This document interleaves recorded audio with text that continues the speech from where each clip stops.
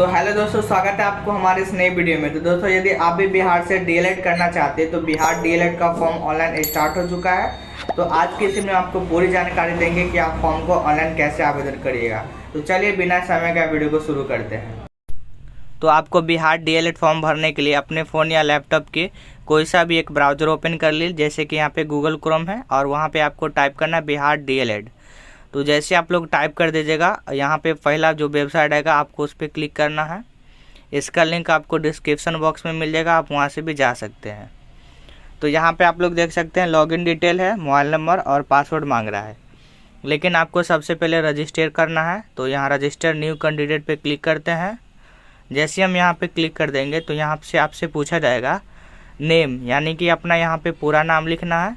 फिर नीचे अपना नाम दोबारा से कंफर्म करना है, ईमेल आईडी लिखना है और मोबाइल नंबर लिखना है और यहाँ पे अपना पासवर्ड बनाना है। पासवर्ड कुछ इस प्रकार से आपको बनाना है। पहला कैपिटल लेटर लिखना है, फिर आपको स्मॉल लेटर लिखना है, इसके बाद आपको कोई सिंबल देना है। आप इसके जगह कोई भी दे सकते हैं। उसके बाद आपको बीच में नंबर दीजिएगा। तो उसी प्रकार से पासवर्ड हम बना लेने के बाद रजिस्टर पे क्लिक करेंगे। तो चलिए हम यहाँ पे सब चीज़ डिटेल भर के एक अकाउंट बना लेते हैं। तो हमने यहाँ पे सारा डिटेल फिल कर दिए। अब रजिस्टर पे क्लिक करते हैं तो हमारा मोबाइल पे एक OTP गया है। उस OTP को यहाँ पे हम इंटर कर देते हैं। OTP इंटर करने के बाद आपको करना क्या है, रजिस्टर पे क्लिक करना है। तो हम यहाँ पे OTP डाल दिए हैं। अब यहाँ रजिस्टर पे क्लिक करते हैं। जैसे रजिस्टर पे क्लिक करेंगे तो यहाँ पे देख सकते हैं आपका अकाउंट बन चुका है। अब यहाँ पे आपको मोबाइल नंबर और जो पासवर्ड आप लोग बनाए थे उससे आपको यहाँ पे लॉगिन करना है। तो हम यहाँ पे लॉगिन कर लेते हैं। इसके बाद आगे के प्रोसेस जो है आपको बताते हैं। तो हमने यहाँ पे जो भी लॉगिन डिटेल है उससे लॉगिन कर लिए हैं और यहाँ पे फॉर्म ओपन हो गया है। तो सबसे पहले BSB यूनिक ID मांग रहा है। यदि आपके मार्कशीट में या एडमिट कार्ड में ये है तो दीजिए, नहीं तो छोड़ दीजिए। फिर आपको सेलेक्ट डिस्ट्रिक्ट करना है। अपना डिस्ट्रिक्ट सेलेक्ट कर लीजिए, जो भी आप डिस्ट्रिक्ट में रहते हैं। तो यहाँ से हम डिस्ट्रिक्ट सेलेक्ट कर लेते हैं। इसके बाद आप बिहार से हैं तो यस, यहाँ पे ऑलरेडी टिक रहेगा। डोमिसाइल सर्टिफिकेट ये आपको ओनली PDF में चाहिए, जो कि वहाँ पे साइज 500 KB बता रहा है, लेकिन आपको 500 KB नहीं करना है, आपको 200 KB के आसपास इसको रखना है, तब जाके ये अपलोड लेगा। तब यहाँ से आप जो भी सर्टिफिकेट होगा उसको आप वहाँ से अपलोड कर लीजिएगा। कैंडिडेट नेम ऑलरेडी लिखा हुआ है, मदर्स नेम लिखिए। उसके बाद यहाँ से दोबारा मदर्स नेम, फिर नीचे है आपका फादर्स नेम, फिर से आपको दोबारा फादर्स नेम लिखना है। ये सब बेसिक डिटेल है। उसके बाद यहाँ पे डेट ऑफ बर्थ, कैलेंडर पे क्लिक करिए और यहाँ पे अपना जो भी आपका डेट ऑफ बर्थ होगा सबसे पहले ईयर सेलेक्ट करिए। उसके बाद यहाँ पे ईयर सेलेक्ट करने के बाद मंथ सेलेक्ट करिए। उसके बाद डे सेलेक्ट करिए। फिर से आपको दोबारा कैलेंडर पे क्लिक करके अपना डेट ऑफ बर्थ को कंफर्म कर लेना है। तो हमने यहाँ पे फिर से कंफर्म कर लेते हैं। तो यहाँ पे कंफर्म हो चुका है। अब यहाँ पे करेंट एज यानी कि 24 साल 10 महीना 8 दिन हो चुका है। ये करेंट डेट दिखा रहा है 1/1/25 से। इसके बाद जेंडर जो भी आप हैं यहाँ से सेलेक्ट करिए। फिर से आपको यहाँ से दोबारा जेंडर सेलेक्ट करना है। तो यहाँ से हम कर लेते हैं। नेशनलिटी आपको यहाँ से सेलेक्ट करना है इंडियन। तो जो भी है यहाँ से सेलेक्ट करिए। आप यहाँ से कैटेगरी जनरल EWS जो भी कैटेगरी से बिलोंग करते हैं आप उसको यहाँ से सेलेक्ट करिए। तो EBC है, फिर से आपको दोबारा सेलेक्ट करना है।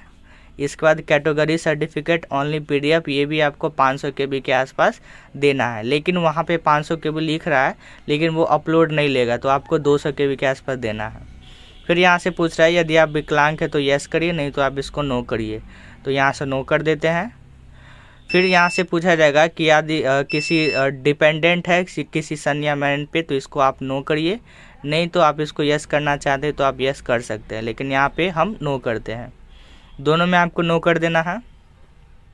इसके बाद नीचे आते हैं you have study 10+2 Urdu subject. तो यदि आप किए हैं तो यस करिए, नहीं तो आप इसको नो कर सकते हैं। तो फिर से यहाँ पे आपको कंफर्म में नो करना है। इसके बाद फैसिलिटी आप इंटर किस सब्जेक्ट से किए हैं, यदि साइंस से किए तो साइंस करिए, नहीं तो आप आर्ट्स कर सकते हैं। तो यहाँ पे फिर से आपको कंफर्म करना है। साइंस आर्ट जो भी आप वहाँ पे दिए हैं तो आपको फिर से कंफर्म कर देना है। इसके बाद पूछ रहा है वेदर इंटरमीडिएट एग्जाम पास, यदि इंटरमीडिएट पास किए तो यस करिए, नहीं तो आप इसको नो भी कर सकते हैं। यदि आप इंटरमीडिएट अभी पास नहीं किए हैं तो आप नो करिएगा। तो यहाँ पर देखिए इंटर का डिटेल हट जाएगा और उधर वहाँ पे पूछा जाएगा कि आप इस बार एग्ज़ाम दीजिएगा तो इसको यस करिए, तो वहाँ पे यदि यस कर देंगे तो वो एलिजिबल होगा, और नहीं करेंगे तो वहाँ पे नॉट एलिजिबल बताएगा। तो यहाँ पे यस करिए, लेकिन यदि आप पास कर चुके हैं तो आप यहाँ से यस कर दीजिए, तो यहाँ पे दोनों डिटेल आ जाएगा। तो सबसे पहले यहाँ से मैट्रिक किस बोर्ड से किए हैं तो उसको यहाँ पे डालिए। इसके बाद नीचे पूछ रहा है इंटरमीडिएट का, तो आप जो भी है बोर्ड से किए हैं दोनों में आप सेम बोर्ड यदि किए हैं तो डाल दीजिए, नहीं तो आप अलग बोर्ड से हैं तो आप अलग बोर्ड भी डाल सकते हैं। इसके बाद पूछ रहा है 10th का जो आपका रोल कोड है वो कौन सा है वो डालिए, तो जो भी आपका मार्कशीट में होगा वो डाल दीजिए। उसके बाद अपना रोल नंबर डाल दीजिए। तो सबसे पहले तो हम रोल कोड को डाल देते हैं। इसके बाद यहाँ पे जो भी आपका 10th में रोल नंबर होता है वो आपको एडमिट कार्ड या मार्कशीट में से देखकर डालिए, तो हम यहाँ पे फिल कर देते हैं। इसके बाद जो भी आपका पासिंग ईयर होगा वो मार्कशीट में लिखा होगा, आप उसको यहाँ से देखकर डाल दीजिए, तो हम यहाँ पे डाल देते हैं। इसके बाद आप जो भी 10th में सब्जेक्ट होता है उसमें 500 में आपको कितना नंबर आया है। सपोज़ करिए 500 का एग्ज़ाम हुआ है, आपको 325 नंबर आया है, तो वहाँ पे डाल दीजिए ऑब्टेन मार्क्स में। इसके बाद आप कौन सा डिवीज़न है, फर्स्ट सेकंड थर्ड, तो जो भी है आप यहाँ से इसको डाल दीजिए।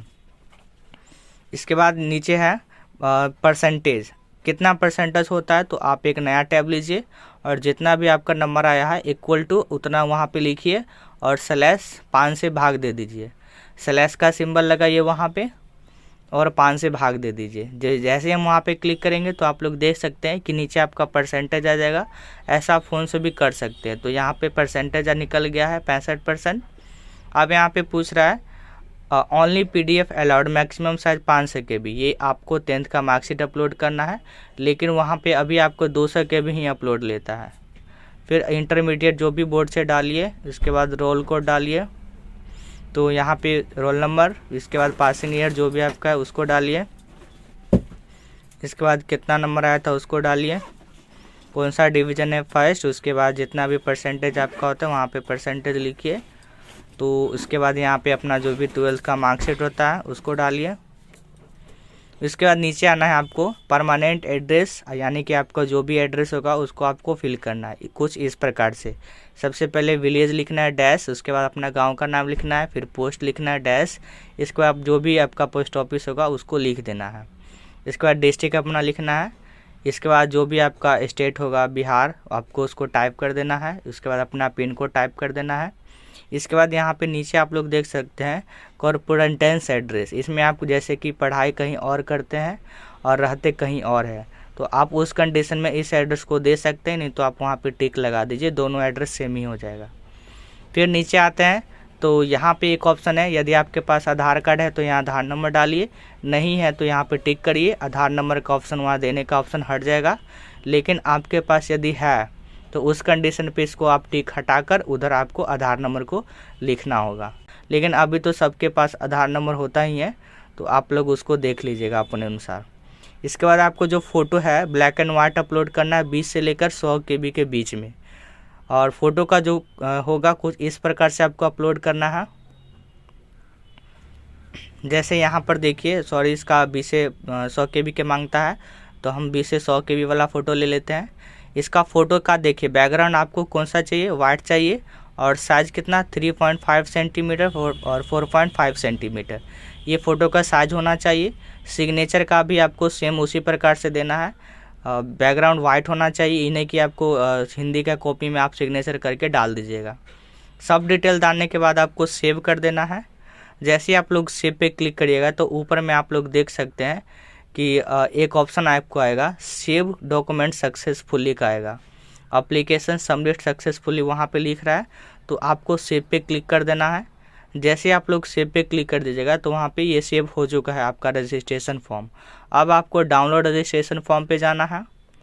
अब आपको थोड़ा सा नीचे आना है, यदि आपको इस डिटेल सबको मिला लेना है, यदि इसमें कोई भी गलती है तो आप इसको एडिट कर सकते हैं, नहीं तो आपको सब चीज़ सही है तो आप पे क्लिक करिए। अब उस सबसे ऊपर में आपको पे भी या पैसा पे क्लिक करना है। अब यहाँ पे बहुत सारा ऑप्शन आ जाएगा, जनरेट QR कोड पे क्लिक करिए और अपना फ़ोन पे से स्कैन करके आप इसको पेमेंट कटा सकते हैं। तो दोस्तों हमने आपको इस वीडियो में बिहार डीएलएड का फॉर्म ऑनलाइन कैसे आवेदन करना है इसकी पूरी जानकारी स्टेप बाय स्टेप दी है। यदि आपको यह वीडियो पसंद आए तो वीडियो को लाइक करिए और अपने दोस्तों के साथ शेयर करिए ताकि उनको भी पता चल जाए। और यदि आप हमारे चैनल पर नए हैं तो हमारे चैनल को सब्सक्राइब कर लीजिए और बेल आइकन है उसको भी दबा लीजिए। तो मिलते हैं अगले वीडियो में, तब तक के लिए बाय।